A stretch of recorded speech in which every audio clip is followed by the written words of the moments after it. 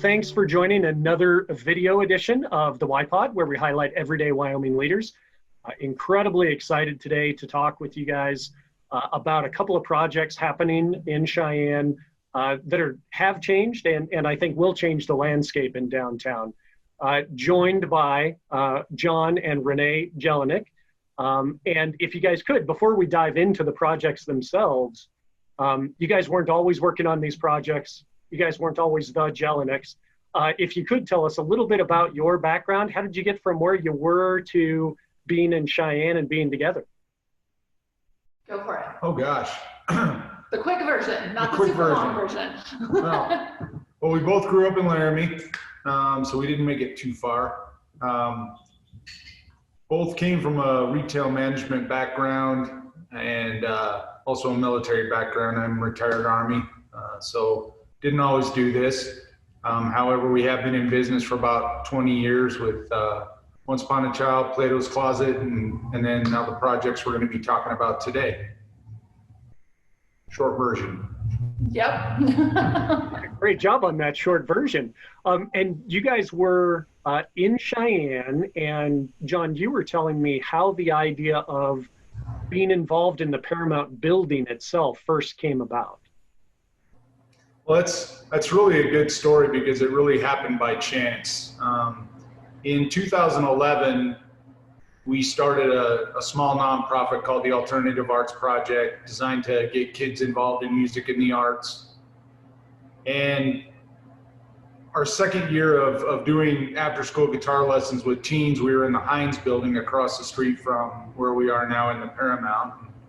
We used to come to the Paramount Cafe. It had been open for a little while and we liked it. We'd have meetings here. We'd get coffees here before lessons. And one day out of the blue, we found out that the coffee shop might either be closing or for sale. And I got this cryptic text from Renee one day saying, "Hey, want to buy a coffee shop?" or "Hey, want to buy the Paramount?" And I said, "Sure." So that happened. Literally 2 weeks after talking with the owner, we owned the cafe, and things just really started from there. Yeah, I mean, we had a business background and had been franchisees of a couple of different concepts for years, and so we learned a lot about running a business and the discipline that sometimes people have a hard time with when they open up their own business. And a lot of those things that we learned from owning a franchise were the things that helped us with knowing what to do to turn the cafe around. And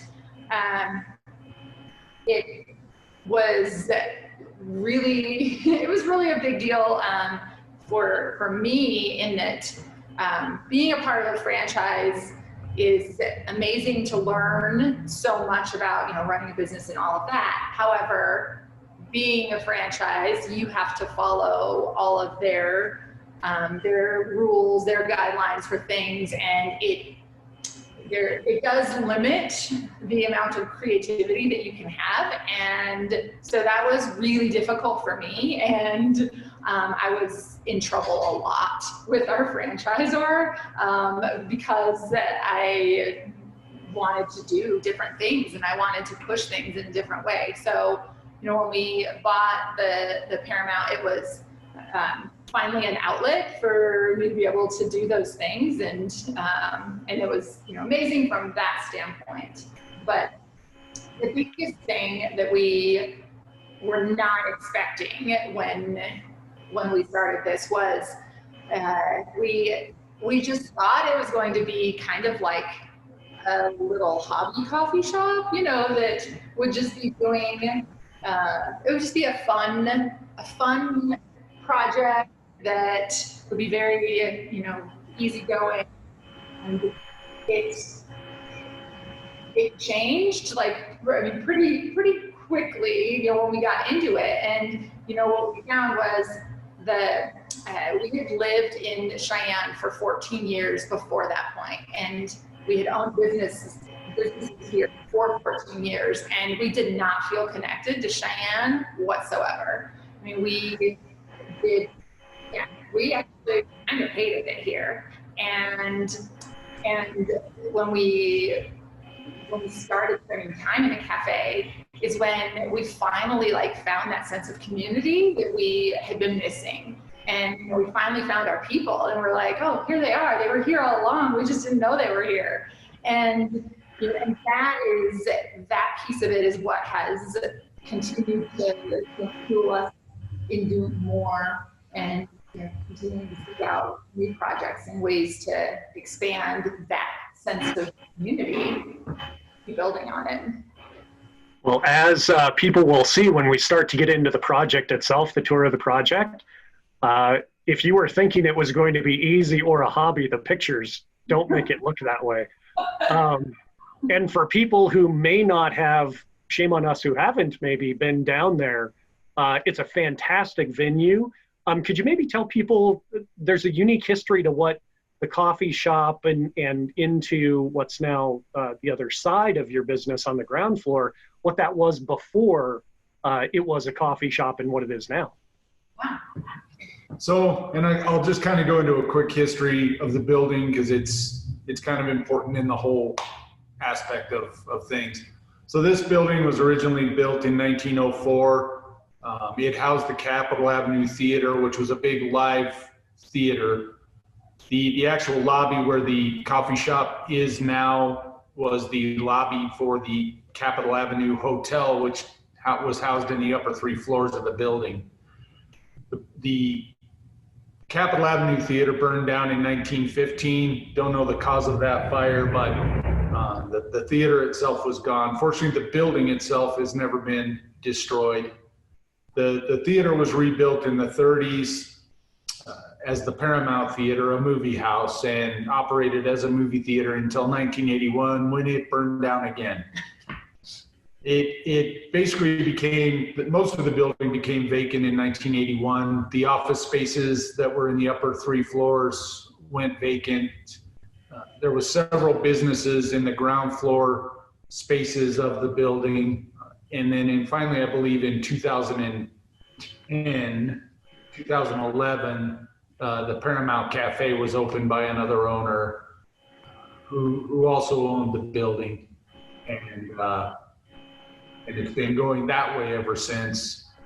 When we took it over, we turned around and really changed everything in the business and really started growing that. And about a year after that, we found out that the building, actually the 2 buildings, the Majestic building and the Paramount building, might be for sale. That did not take 2 weeks. That took us about a year to negotiate that deal. So about a year later, we were the proud owners of the Paramount building and the Majestic building. With that, we wanted to expand the sense of community really that we'd found in the cafe. So we immediately started renovating the upper 3 floors of the Paramount building to what it is now. And as we do the tour, we can talk a little bit more about that. But really wanted to have that co-working space where people could come and be productive and still be part of a community and really grow what started in the little cafe. A couple years for ago, anyone, we had this other space that, sorry. No, keep going. This other space that at the time was a retail space. There was a consignment store in one of our ground floor spaces. And we always knew we wanted to do something cool with that. But at the time, it was also great to be getting rent for the space. That tenant decided to get out a little earlier than we thought. So we kind of didn't know what to do with the space. We knew we wanted to do something cool, but we weren't quite ready to do something. So we tried for a while to rent that out, really for like a year to 18 months. Unfortunately, people who are looking to open a retail space aren't looking for a year to 18 months. They're looking for more like 5 years. So that kind of pushed our timeline up. And we finally just kind of came to the decision by really looking at the architecture of the room that this big grand brick wall just was screaming for a bar to be built in front of it. So the concept for the Paramount Ballroom was born, and we decided, since we were already crafting coffee drinks in the cafe, we decided to start crafting cocktails and serving great food in the ballroom. So there's a little short history of where things have kind of come up to this point with the Paramount building. And for anyone who's been in the ballroom, they'll recognize that's where you're sitting for this. And for anyone who hasn't been there, it's a fantastic ambiance, just a great place to sit and have a conversation. If you want to be there all day, you could go from coffee all the way to cocktails. Right, and that's what we do have. Some of our tenants on the upper floors and members in the co-working space, they do joke about it, how they're just going to give us all their money because they come in the morning, grab a coffee, go upstairs, go to work. 5 o'clock, come down here, have some drinks. We just absolutely need some housing somewhere, and then they really could just never have to leave. Complete, the cradle to grave. So in terms of diving into the project, I've taken a bunch of photos that you guys had sent me and put them in sometimes together and sometimes separately in order to help folks visualize what the project was. And so what we're doing is we're focusing on the renovation above the ground floor, as opposed to what is in the ground floor itself or on the ground floor. So from the outside, beforehand, one of the things that you guys had highlighted in the photos was it looked like there was some detail work that people might miss if they were just walking by. Could you tell us a little bit about this detail work? So really the first thing we did on the outside of the building, and if you look at the first picture, the marquee's pretty old and beat up and not looking so good. Older kind of striped awnings, things like that. But the marquee was the first thing we really tackled. It hadn't been lit up for a really long time. It did need a lot of work. We went through about 4 different contractors telling us that there was no way that they could fix it. We'd be better off tearing it down and rebuilding it, which was not an option with sign codes. If we would have torn down the marquee, it would have never gone back up again. We worked with a company called Gordon Signs. They came in and put all new LEDs in the sign, fixed it up, shored it up, painted it, and really made it look the way it should. The next thing. Let me touch on one more thing with that though too. So one of the things that is really important to us in everything that we do is like finding ways to incorporate pieces of the history of the building and using them like in a different way. So when we replaced the front of that marquee, the signs that were up there, the old Paramount signs, when they came down, we ended up making tables out of those. So those are, so we have 2 of them. One is in the ballroom, it's our community table in here, and another one is in the gallery space that's between the cafe and the ballroom. So like made these awesome giant tables out of that, piece of the history. So that is fantastic. And is there a story to this? I was curious because you included quite a few photos of this. It looked like there might have been something behind these. So what we're looking at here, and if you look at the upper right or left-hand corner picture, you can see some paint in there, and then you see a bunch of really awesome pink terrazzo tile. We were looking at the outside, and at some point in the history, somebody had painted that awesome tile and covered it up, and fortunately, when I tested it, it wasn't lead. I was very happy about that. But we decided to go ahead and just take off all that paint and uncover the really awesome tile that we imagine was probably put up in the 50s. That's kind of the timeline there. And it was super good looking tile. And so we just uncovered that and gave people a view of what it looked like before. Definitely better than the paint version. Yeah, a little more interesting. Much more interesting. And so for folks who haven't been inside the building, when you walk into the central space, there's a really majestic view, no pun intended with the building name, by the way. But there's this really grand view. And then that's not what you guys discovered when you came in. Yeah. This is, it's really, really cool that when you walk up the stairs, so to get upstairs to the second floor at the Paramount, which is what the co-working office space is called, you go through the coffee shop, through the cafe, up the stairs, and when you get up the stairs, there's this like huge atrium, and it's super bright and very different from the coffee shop, which is small and kind of dark. And you walk up the stairs, and it just like has this like amazing bright energy to it. And but it was rough, and so yeah. But it definitely feels much different than that does now.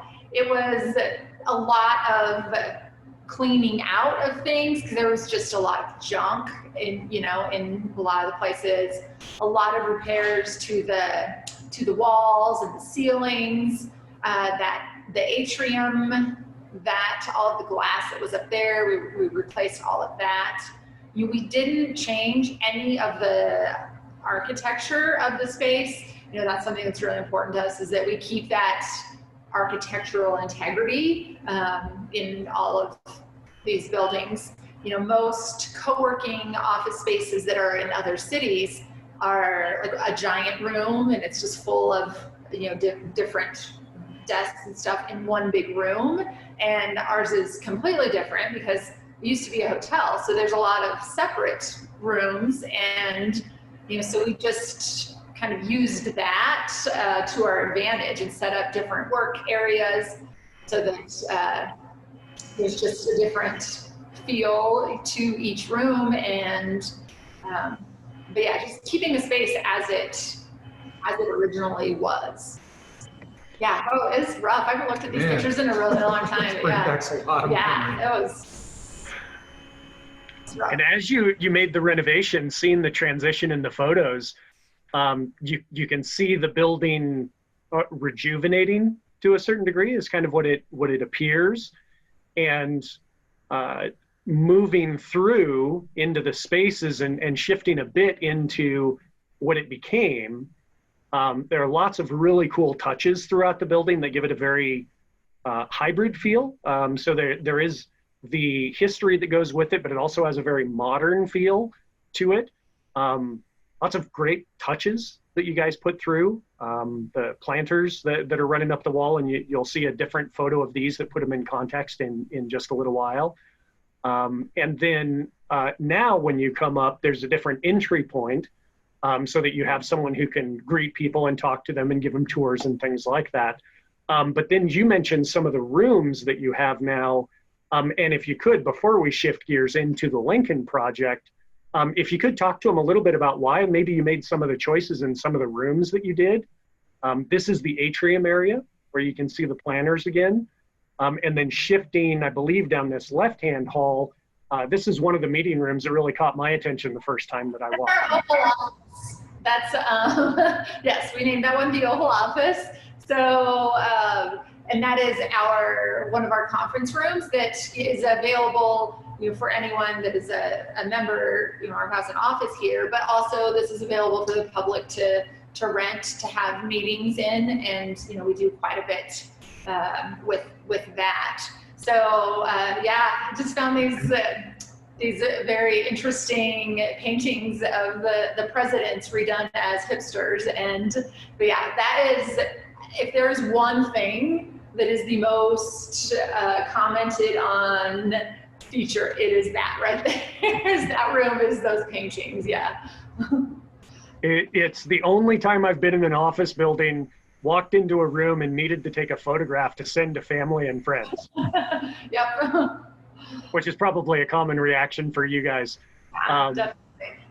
And then there are some shots of a couple of the other workspaces and common spaces throughout the building.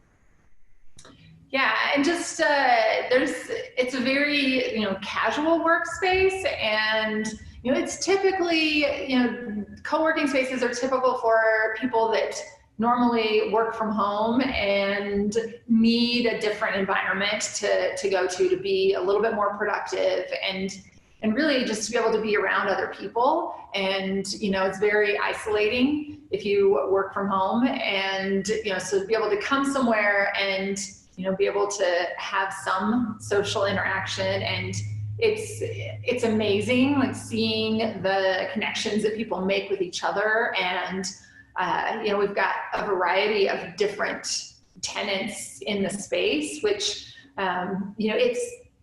it's really helpful too when, you have maybe an issue with something that you're trying to figure out with your business, and just casually talking about it with someone who's in a completely different, line of work might have a different perspective on it, and really, give you some insight that you hadn't thought of, whereas if you work at a big company and let's say you work in the advertising department, you're really in contact with a bunch of other people that do advertising. And so, being somewhere where you're around people with different backgrounds, it really can open up some new ideas for you. And yeah, so that's one of the things we love seeing is people that are, that make these friendships and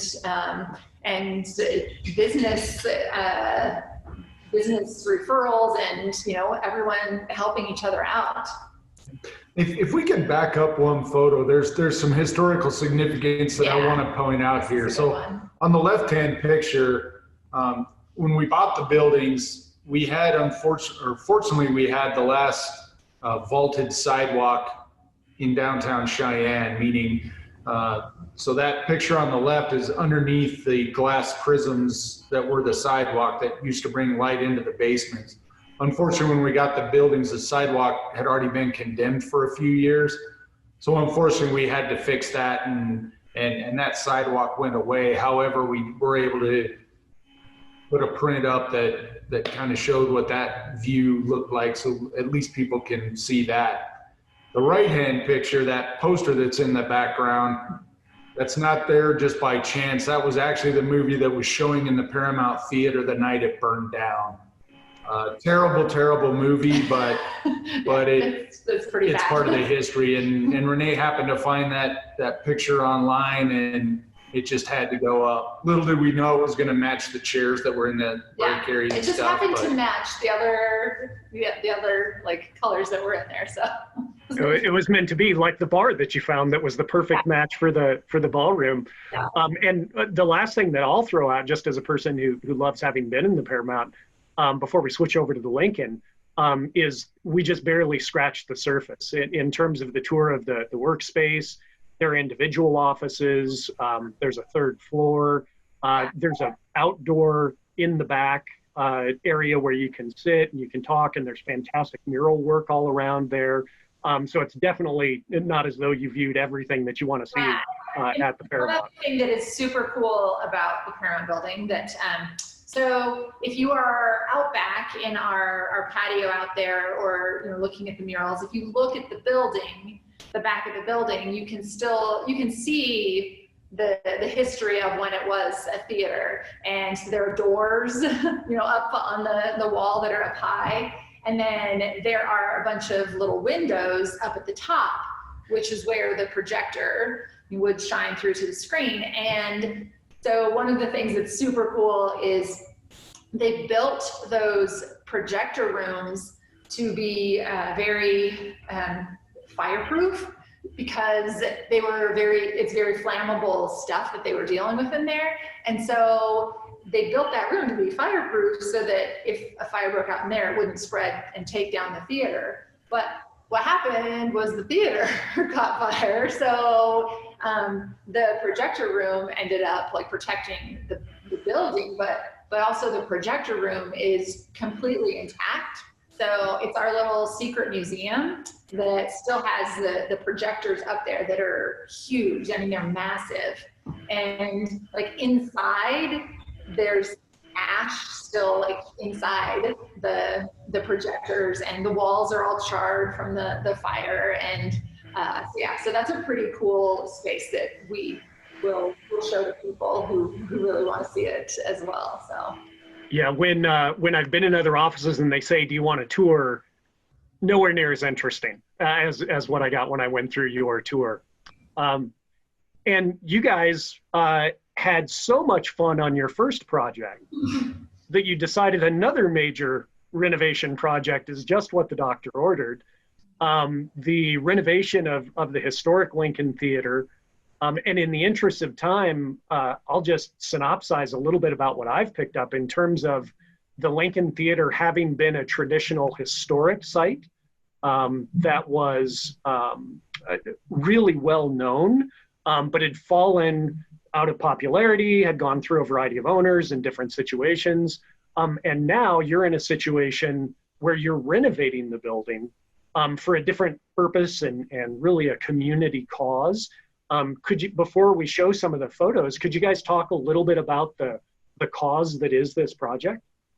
Yeah, so I mean, music is super important to us. It's what our family does. We go to concerts, and so that's always been something that was missing in Cheyenne. And so we had always talked about, whenever we would go to a movie at the Lincoln, we would talk about how this would make the coolest venue. And once again, we weren't seeking it out.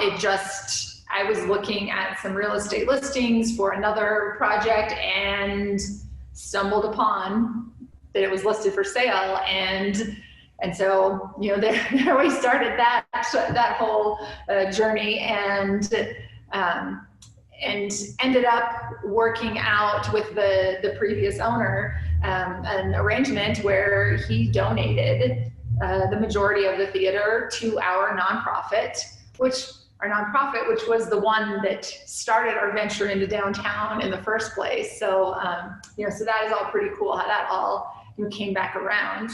And so we acquired the building, and, with the intent of bringing a live music venue, like a dedicated music venue to Cheyenne. When that happened, it was 2 years ago, and that we got the building, there was a lot of people that were very upset about the movie theater being gone and all of that. And, while there's a lot of nostalgia to the building itself, and we have been very adamant that we are keeping all the things that people loved about it, all of the very nostalgic feeling pieces. They're all still there. We're just emphasizing them even more, and really having a space that will. The intent with it is that it really, a space like this really brings people together, and that's what we love about going to concerts. And that is, it doesn't matter what religion you are, what political party you are, none of that matters when you're all here to see the same artist. You all have something in common, and you're sharing in that together. And that's something that's like really important, and something that we really feel like this community needs, and that really everyone needs more of that.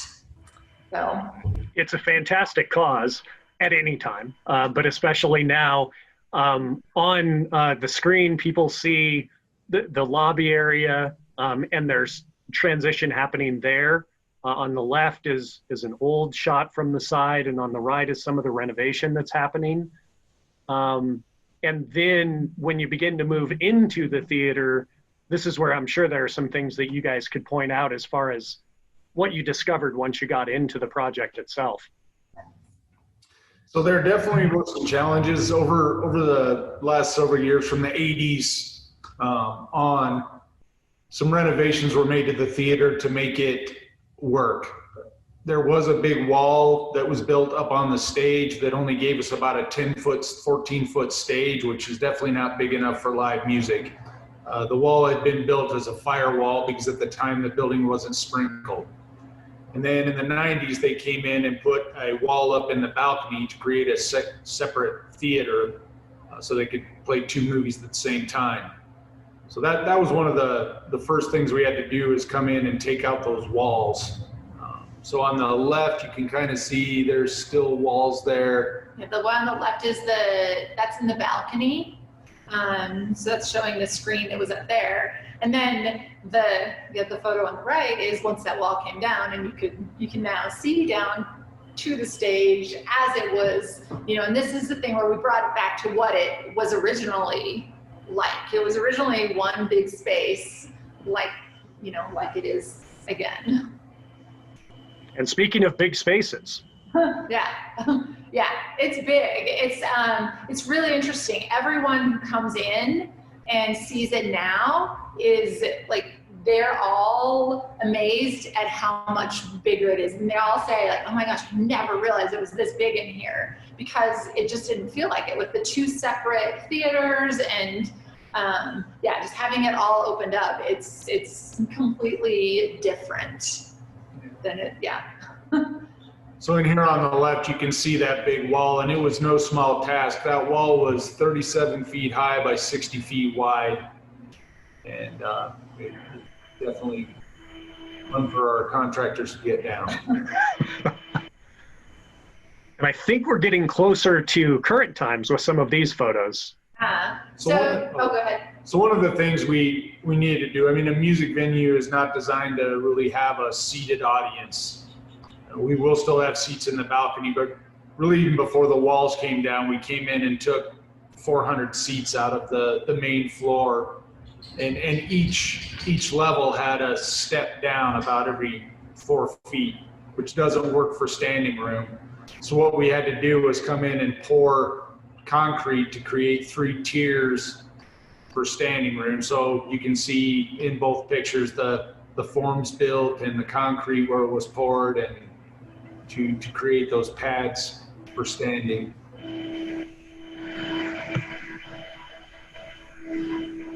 Yeah.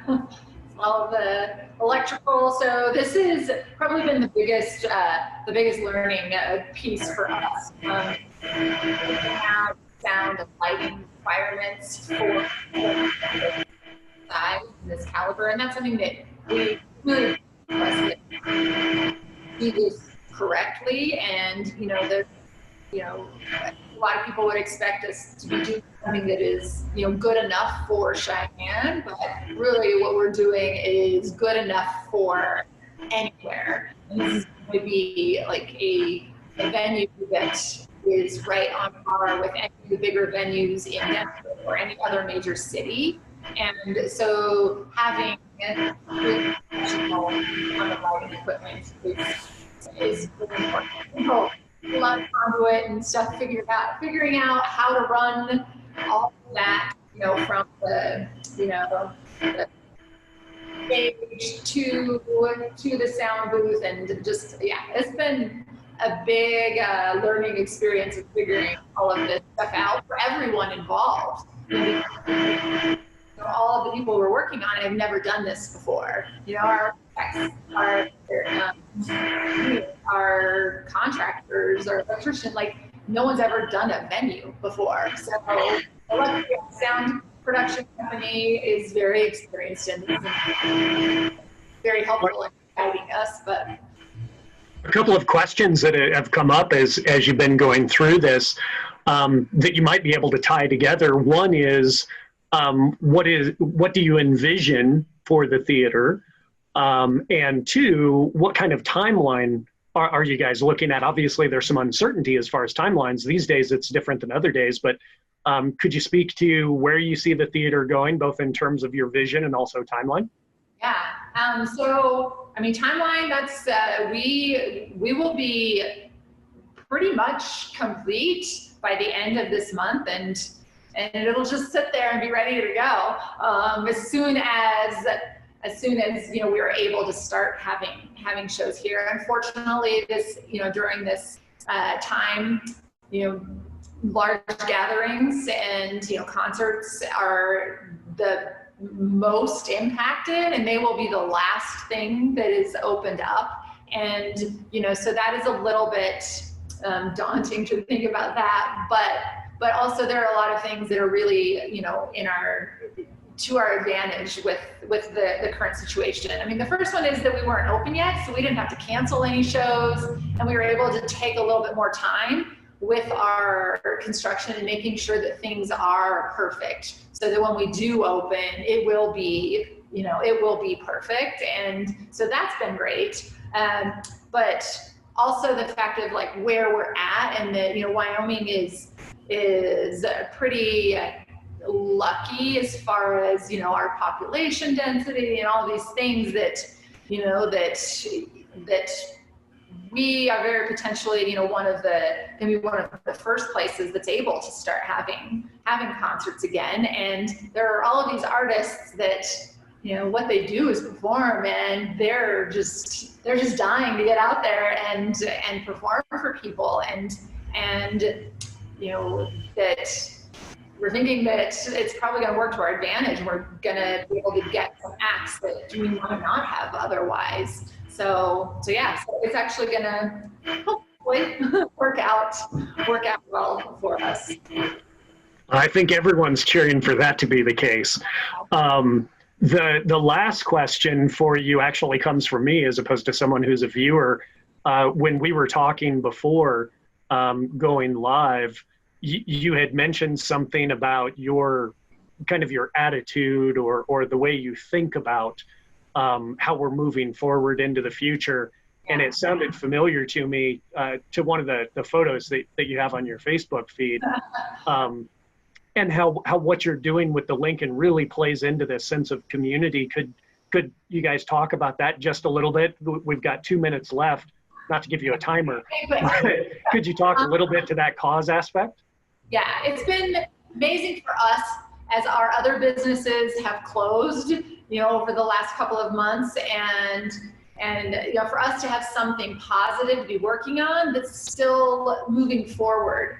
And, it's looking to the future and looking at building something rather than closing something. So for us personally, it's been amazing, but we also think that it has been really positive for our community as well. And, seeing that there is something good coming, and, that there is, forward progress happening, and we're going to have some really great things, to come. And just having something positive to look forward to, and that's super important for everyone right now.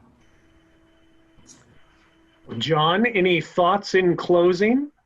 Oh gosh. Well, I mean, this has been fun. I mean, we do love to tell the story because it really means a lot to us, and having watched downtown now for the last 7 years, and it's growing and it's becoming really awesome, and the more things we have down here to offer, the better it's going to be for our entire community. So we fell in love with downtown 7 years ago, and we really believe in it and want to just keep doing more and see it grow. Well, we really appreciate everything you guys are doing, being a positive force out there during these uncertain times. And when we post the recording, we'll include links to both of your Facebook feeds. Paramount Cafe is reopened as of yesterday, so please support them on that side of their business as well. Thanks a lot for doing this, guys. Really appreciate everything that you do. Yeah, thank you. It was fun. And thanks everybody for joining us. Have a great day.